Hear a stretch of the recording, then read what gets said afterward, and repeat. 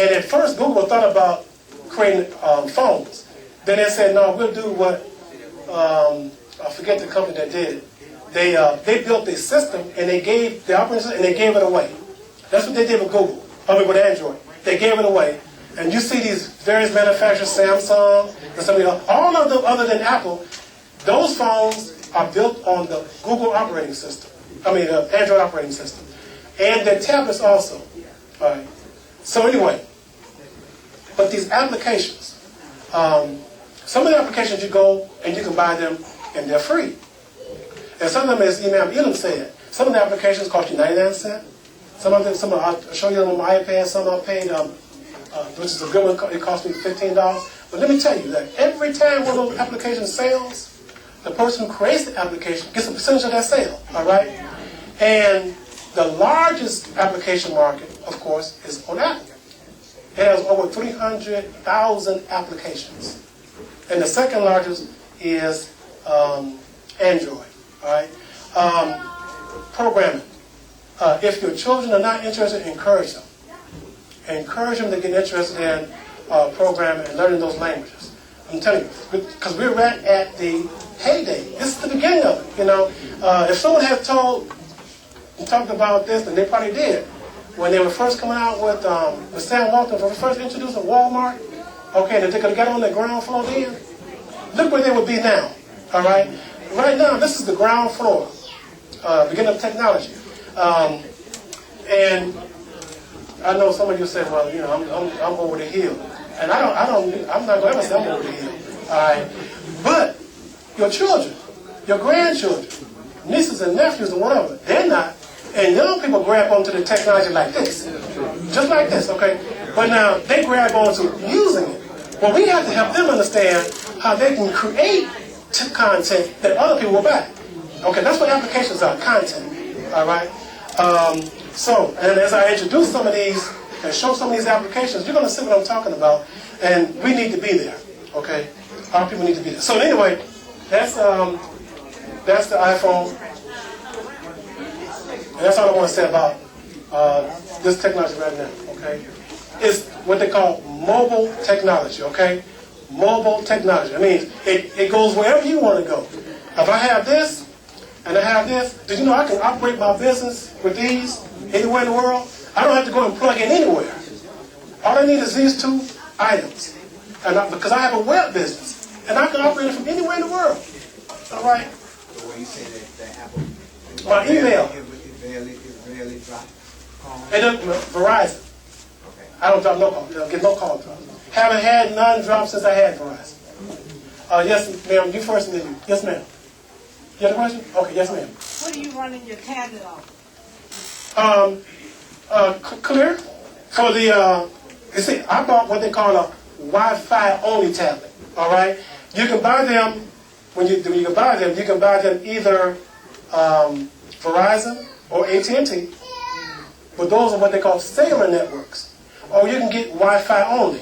Since I already had a hotspot, and so I had Wi-Fi, I didn't need to buy one of those. All right. So remember, I said wherever I am, all I got to do is turn it on. Now, right now, I have the hotspot plugged into the power, so but you know, it's a battery in it.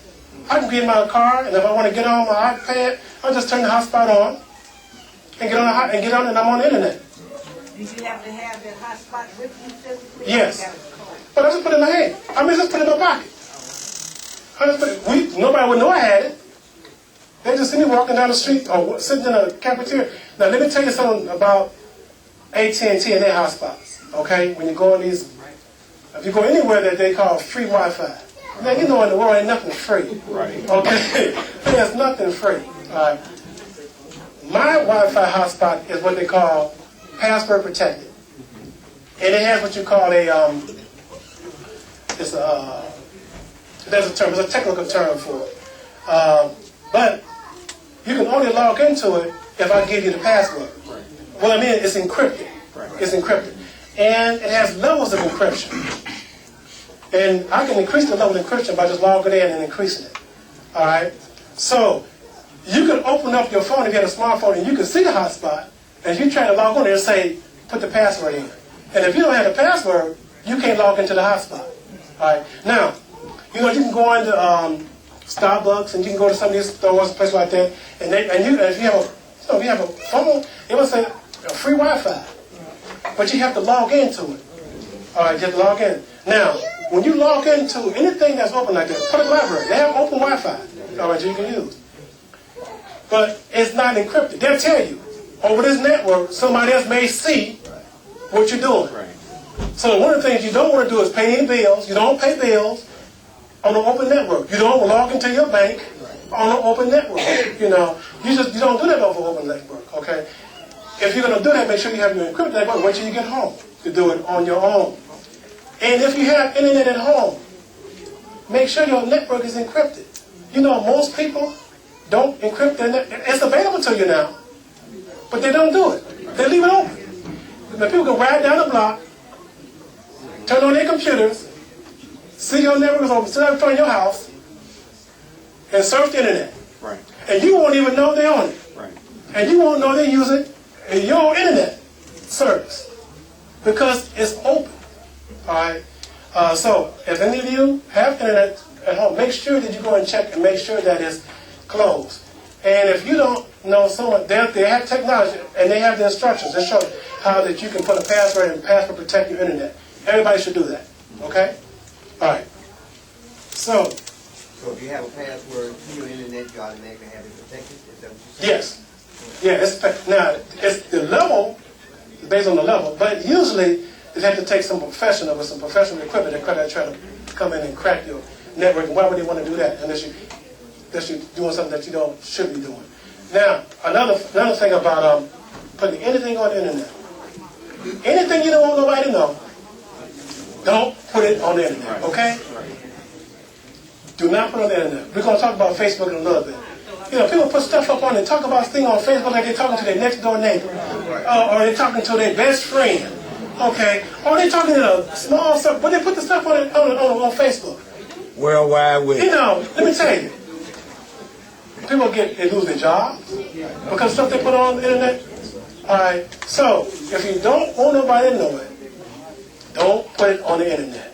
There's no such thing as, I erased it. You don't erase anything off the internet. All right, I'm telling you. I don't know if you've seen these courts where they go back and they take somebody's computer. They call them forensic, where they can reconstruct hard drives. You think you erased? Right. Oh, so understand this. When you put it out there, it's out there somewhere. So, if you only want you and your wife to know about it, only talk about it to you all, okay? Don't put it on the internet. All right. All right, now, I want to demonstrate a program. How many have heard of the program called Skype? S-K-Y-P-E. Okay, a few people have. All right. I have my son. He lives in Louisville, Kentucky. I want to demonstrate Skype for you, okay? He's been waiting. So if you can give me just a few seconds to do this, I'm going to demonstrate Skype for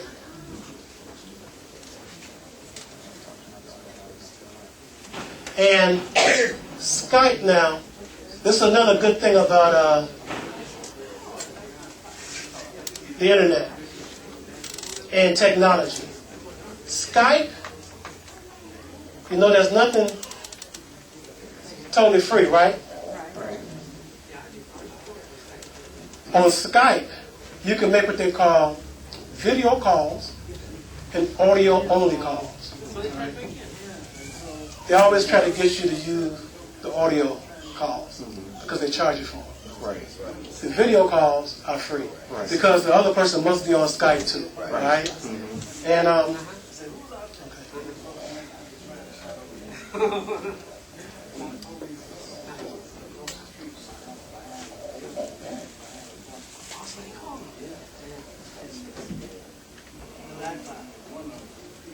now my laptop, this little thing here, that's a webcam. Let me know about a webcam.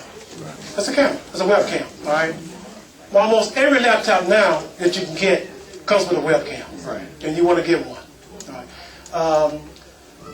So let me see if my son is ready.